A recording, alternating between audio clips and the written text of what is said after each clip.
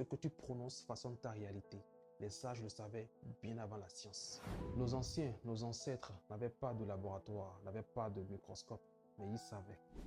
Ils savaient que chaque mot lancé dans l'air était comme une graine plantée dans l'invisible. Et ils disaient que le verbe est vivant. Et ce que tu dis aujourd'hui devient ton monde de demain.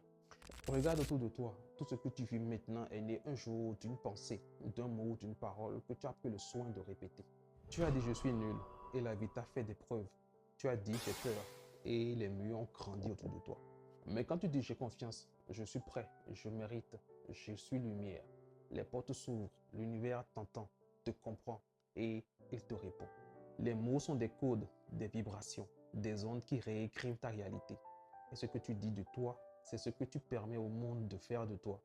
Les anciens prononçaient leurs mots avec conscience. Chaque syllabe était une offrande, un acte sacré. Ils savaient que parler, c'est tisser du futur, c'est invoquer des mondes, c'est signer des pactes. Aujourd'hui, on parle beaucoup sans s'écouter et sans écouter. On répète des malédictions en pensant que ce sont des blagues. On se sabote soi-même tout en riant. Et on pense que l'univers va comprendre. Mais en réalité, l'univers ne comprend pas, ne fait pas la différence entre une blague et une malédiction, un sort jeté contre soi-même. Il écoute l'intention, il écoute la vibration et il exécute. Alors à partir d'aujourd'hui, choisis tes mots comme on choisit des armes ou des graines. Parce que chaque mot est un commencement. Et si tu veux changer ta vie, commence par changer ton langage.